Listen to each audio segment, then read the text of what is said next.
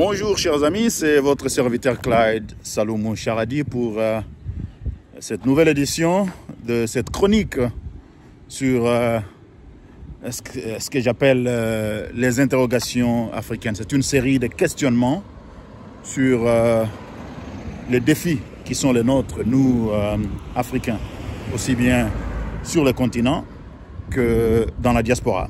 Aujourd'hui, je vais parler de la médiocrité. Je vais vous expliquer pourquoi juste après le générique.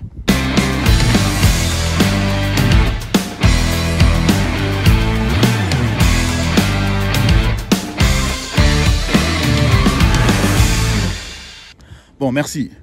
La médiocrité. Pourquoi est-ce que c'est important d'en parler? En ce qui me concerne, je pense que la médiocrité est liée au sous-développement. Ils sont liés dans une sorte de ce qu'on appelle en anglais feedback loop, une sorte de boucle d'interaction où l'un affecte l'autre. La médiocrité crée le sous-développement et le sous-développement encourage la médiocrité. Il est important de parler de la médiocrité, c'est parce que c'est à cause de la médiocrité que nous, Africains, avons beaucoup de difficultés à créer des entreprises pour nous aider à créer de la richesse pour nos populations. C'est à cause de la médiocrité que nous avons des difficultés à créer une stabilité politique permanente qui est nécessaire au développement. C'est aussi à cause de la médiocrité que nous avons des difficultés, en tout cas, de former des hommes qui sont à la fois d'une haute facture intellectuelle et morale. Ça veut dire des hommes qui sont à la fois très intelligents et très intègres. Des hommes et des femmes, bien sûr, on n'en a pas beaucoup. C'est aussi à cause de la médiocrité que la plupart des Africains sur Terre, en ce moment, vivent 30, 40 ans de moins que les Européens, les Japonais, les Américains. C'est aussi à cause de la médiocrité que beaucoup d'Africains continuent à mourir de maladies qui ont longtemps disparu sous d'autres cieux. Et c'est toujours à cause de cette même médiocrité que nous, Africains, nous n'avons pas beaucoup de valeur sur le plan international. Alors, avant d'aller plus loin, je vais parler, dans une de mes vidéos précédentes, j'ai parlé de la culture. Et je vais toucher un petit peu avant d'évoluer, je vais vous expliquer pourquoi. Vous savez, lorsque j'ai parlé de la culture, j'ai dit que nous, chez nous, en Afrique surtout, nous parlons de la culture comme si c'est quelque chose de sacré, qu'on ne peut pas toucher, qu'on ne peut pas questionner, parce qu'il y va de nos valeurs, il y va de nos identités. C'est vrai que la culture est très importante, mais il y a un côté de la culture qu'on doit questionner. Pourquoi? Parce que le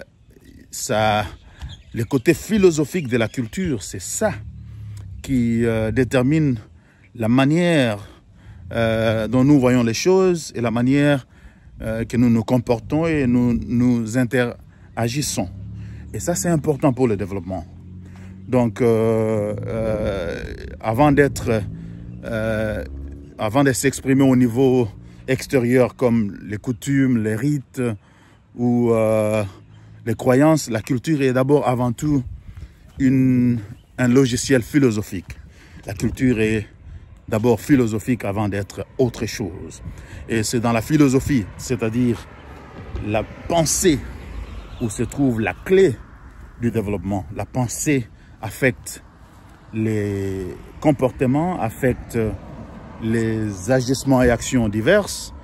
La pensée affecte le travail, affecte tout. Et la culture est comme une sorte de fondation qui détermine les contours de la pensée. On y reviendra. Alors, j'ai lu quelque part que si vous voulez questionner quelque chose de manière profonde, vous voulez trouver les causes fondamentales, profondes d'un phénomène, il faut se poser la question pourquoi 5 fois.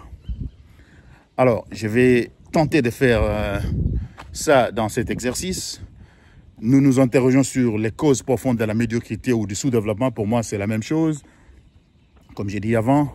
Et on va donc se demander pourquoi. Le premier pourquoi, c'est pourquoi est-ce que nous, Africains, nous sommes dans la médiocrité qui nous crée le sous-développement. après 60 ans d'indépendance, nous n'avons pas beaucoup évolué. Nous devons nous dire la vérité. Qu'est-ce qui explique ça?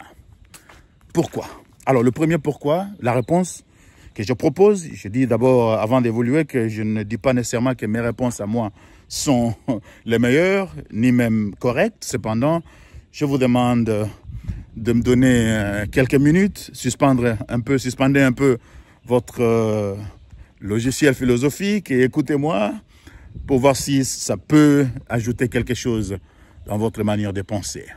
Donc, je peux ne pas être, je ne prétends pas avoir toutes les réponses pour le Congo, encore moins pour l'Afrique, parce qu'il y a beaucoup de complexité autour de cette question. Néanmoins, le travail des intellectuels, en tout cas, le devoir, c'est de cartographier la complexité d'un phénomène et à la fin articuler ça en résumant avec des termes simples pour qu'à la fin, même un enfant puisse comprendre. Et d'ailleurs, la raison qui m'a poussé à faire cet exercice, c'est qu'à un certain moment, il m'est rentré dans la tête que si on me demandait, si un enfant de 10 ans me demandait d'expliquer pourquoi l'Afrique, lorsqu'on la regarde de l'extérieur, reste si pauvre, si, en tout cas, en retard en termes de développement socio-économique, pourquoi l'Afrique a toujours beaucoup de problèmes, comment est-ce que moi je peux expliquer ça en des termes simples?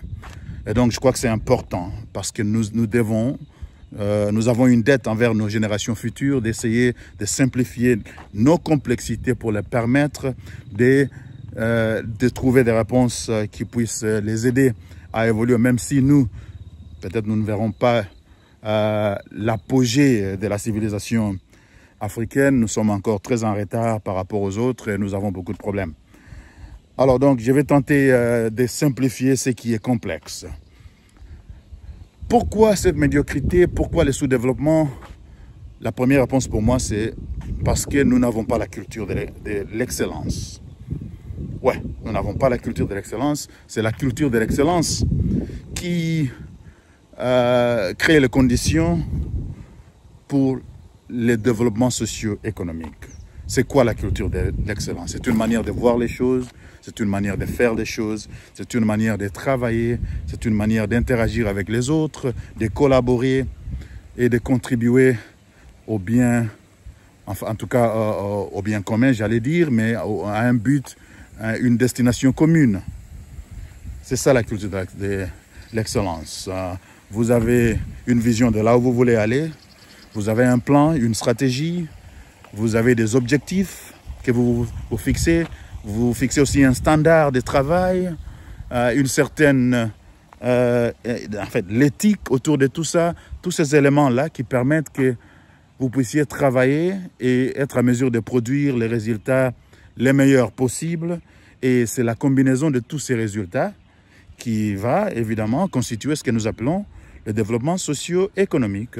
Je sais qu'il y a plusieurs aspects lorsqu'on parle du développement, mais là je parle spécifiquement du développement socio-économique, c'est-à-dire une condition où on trouve que les gens ont assez de moyens économiques pour vivre dans une certaine aisance ou simplement vivre dans la dignité humaine et être à mesure d'être un petit peu heureux. C'est vrai que le bonheur, c'est autre chose, hein? On en parlera peut-être à une autre occasion, mais je voulais juste clarifier les contours de ce que j'appelle le développement socio-économique pour être plus précis. Et donc, cette culture de l'excellence, nous n'en avons pas et nous devons faire pour que nous puissions en avoir si nous voulons nous développer. Alors, ça c'était le premier pourquoi. Le deuxième pourquoi. Pourquoi est-ce que nous manquons cette culture de l'excellence? Ma réponse à moi, c'est un problème du leadership. Il y a une défaillance de leadership qui fait que nos leaders ne sont pas à mesure de nous guider comme masse, comme population, afin de pouvoir tous travailler dans un climat où la plupart des individus sont motivés de toujours travailler dans l'excellence, de toujours faire mieux pour arriver à créer des conditions qui permettent que l'ensemble vive mieux et que l'ensemble puisse trouver des solutions sur les problèmes qui sont les leurs. Alors, comme je disais, il faut toujours aller plus profondément. Si on se pose la troisième question, pourquoi nous avons un leadership défaillant? Parce qu'on a dit pourquoi cette médiocrité, pourquoi le sous-développement, c'est le manque de la culture de l'excellence. Pourquoi est-ce qu'on manque cette culture de l'excellence? C'est parce qu'on a un leadership défaillant. Pourquoi est-ce qu'on a ce leadership défaillant? Et là, il y a pour moi deux choses à faire remarquer. Il y a des causes exogènes et des causes homogènes. C'est-à-dire, il y a des éléments qui expliquent cette situation qui viennent de l'extérieur, il y a des éléments qui viennent de l'intérieur. Les causes exogènes, je vais parler du traumatisme du colonialisme, je vais parler des séquelles du colonialisme, je vais parler des ravages de l'impérialisme. Colonialisme, impérialisme, ce sont des facteurs qui ont en tout cas perturbé plusieurs choses dans nos sociétés et qui continuent d'avoir beaucoup d'effets.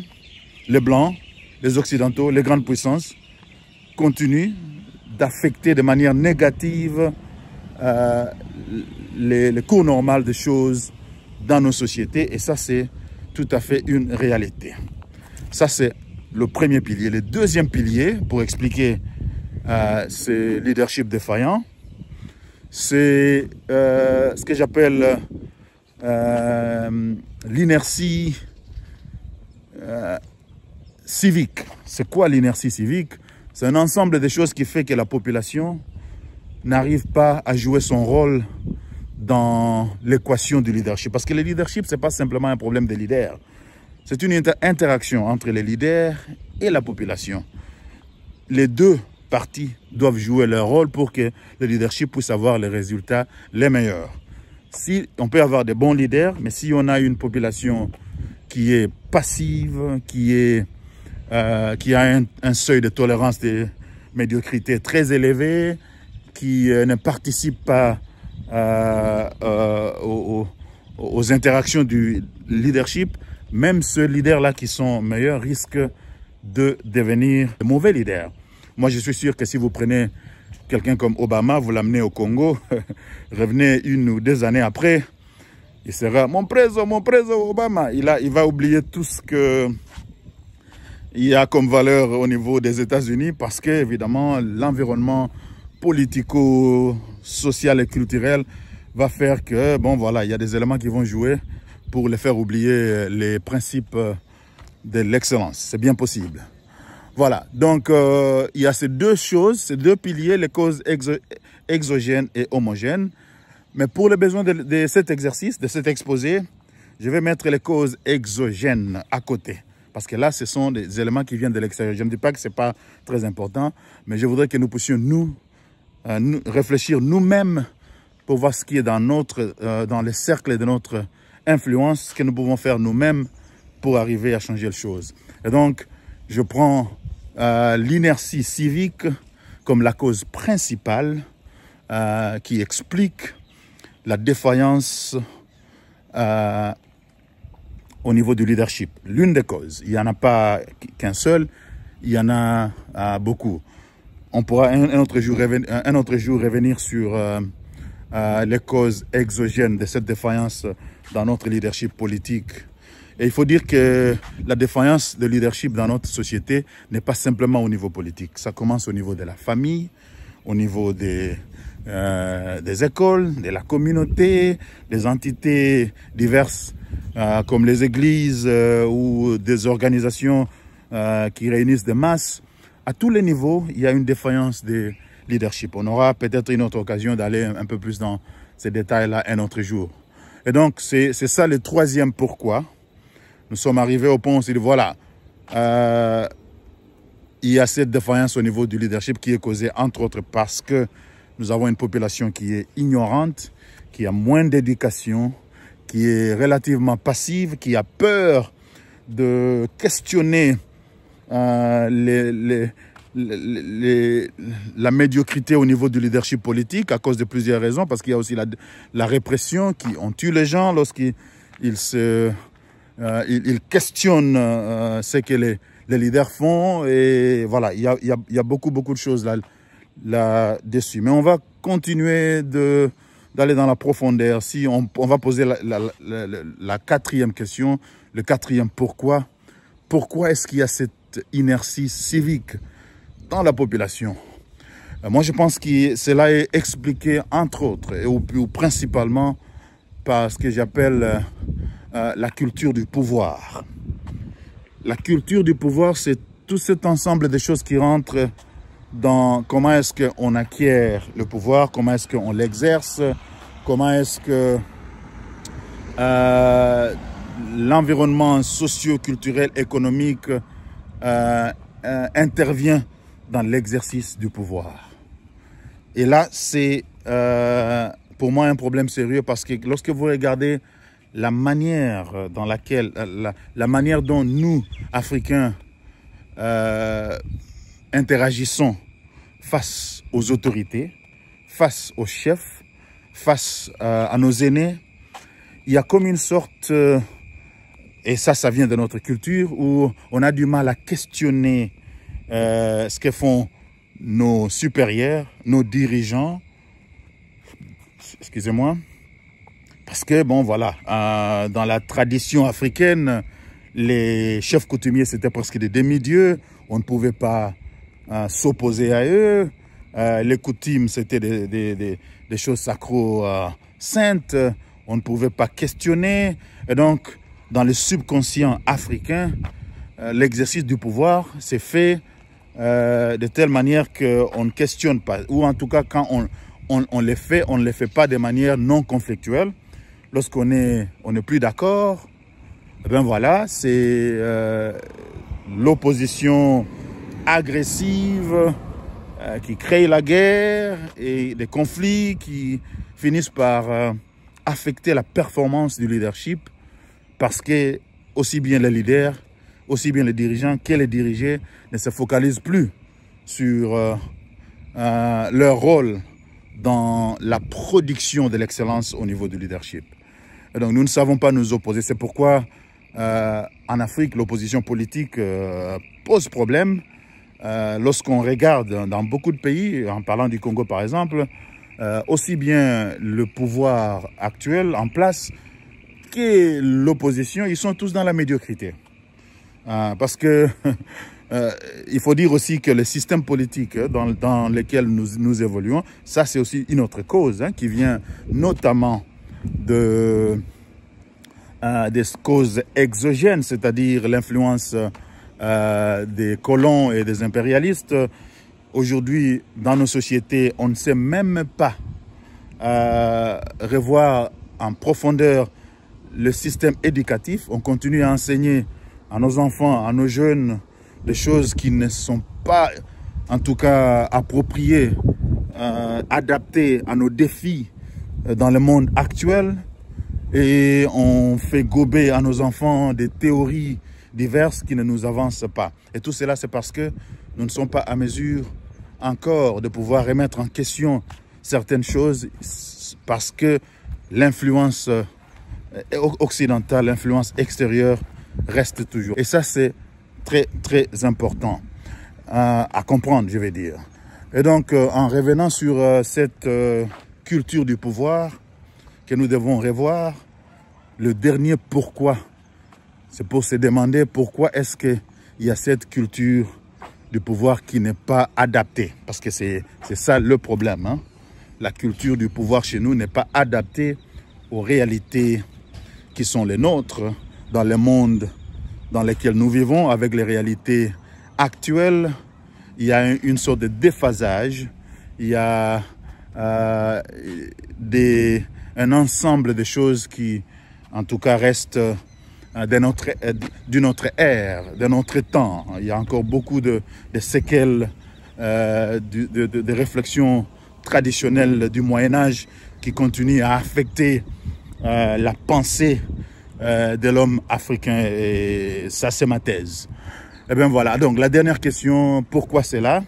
Et là, je reviens alors à ce que moi j'appelle la rigidité de la culture africaine. Il y a une certaine rigidité dans notre culture. Vous savez, pendant des centaines et des centaines d'années, des millénaires si vous voulez, nous, Africains, avons évolué dans des villages où tout était homogène, où l'économie était celle de substance, tout le monde mangeait à sa faim à travers la nature, où on ne questionnait pas l'autorité, il n'y avait pas d'opposition, il n'y avait pas de démocratie en soi. Ça ne veut pas dire que ce n'était pas bien organisé, mais ce n'était pas parce que la démocratie n'est pas nécessairement le meilleur système. Hein. Un jour, on en parlera. Pour nous, Africains, la démocratie telle qu'elle est pratiquée en Occident n'est pas connectée à nos réalités et à nos croyances, à nos valeurs. Nous pouvons trouver autre chose. La dictature non plus. Hein. Donc, c'est question de voir quel système nous convient plus. Moi, je parle souvent de ce que j'appelle la dictacratie. On en reviendra un autre jour. Mais je reviens sur cette rigidité au niveau de notre culture qui fait que nous n'avions pas, pendant des centaines et des centaines d'années, des millénaires, on n'avait pas besoin de changer. Et tout d'un coup, le monde est devenu un village. Nous avons rencontré d'autres civilisations. Nous vivons dans des milieux urbains ou semi-urbains. L'économie n'est plus de substance, mais l'économie du marché. Et donc, vous avez tout un tas de défis qui font que les systèmes de croyances que nous avions développés pendant des centaines et des centaines, si pas des milliers d'années, ne convient plus à notre société. Mais nous n'avons pas su nous adapter à temps parce qu'en nous, il n'y a pas ce fondement, cette culture d'adaptation. On n'en a pas eu, on n'en a pas eu besoin pendant très longtemps et donc ce n'est pas facile. C'est pourquoi aujourd'hui, vous avez encore les séquelles de ces systèmes de pensée, de ces logiciels du Moyen-Âge qui ne conviennent plus à la société actuelle. Et du coup, nous avons beaucoup de confusion dans nos têtes qui se manifestent à travers nos dirigeants, qui se manifestent à travers nos manières de nous comporter vis-à-vis de nos dirigeants. Et les dirigeants ne sont pas nécessairement aussi équipés pour gérer des vastes masses de la population parce qu'en Afrique traditionnelle, c'était quand même limité et que des tribus avaient leur... Même si on vivait dans des empires qui étaient suffisamment développés, mais quand même, c'était géré avec un système de décentralisation qui était basé sur les coutumes, sur les tribus, sur les ethnies, et ce n'était pas aussi vaste qu'aujourd'hui. Mais aujourd'hui, prenez un pays comme le Congo, c'est tout un continent, et vous avez des défis énormes à gérer la masse de la population dans ces grands pays où vous avez plus de 400 tribus, plusieurs langues, plusieurs manières de penser, et donc c'est compliqué. Alors cette rigidité au niveau de notre culture explique entre autres pourquoi nous avons une culture de pouvoir qui n'est pas adaptée, ce qui explique pourquoi nous avons cette sorte d'inertie civique, ce qui explique pourquoi nous avons une défaillance au niveau du leadership, ce qui explique pourquoi nous avons trop de médiocrité et de sous-développement. Et bien voilà les 5 niveaux de questionnement sur la question de la médiocrité et du sous-développement en Afrique. Ça m'a pris beaucoup de temps. J'espère que vous avez quand même pris quelque chose dans tout ça. Je voudrais bien vous entendre si vous avez des réactions par rapport à ce que je viens d'exposer. Je serais très content de vous lire en commentaire. Je suis d'ailleurs en train de préparer un livre sur cette question parce que je pense que nous devons simplifier nos complexités pour permettre à ce que les générations futures aient un peu plus de compréhension sur les défis qui sont les nôtres et qu'ils puissent trouver des solutions appropriées afin que l'Afrique puisse évoluer. Voilà, c'est tout ce que je peux vous dire pour le moment. Merci pour ces minutes que vous avez investies pour regarder cette vidéo. Et je vous retrouve à la prochaine. Merci.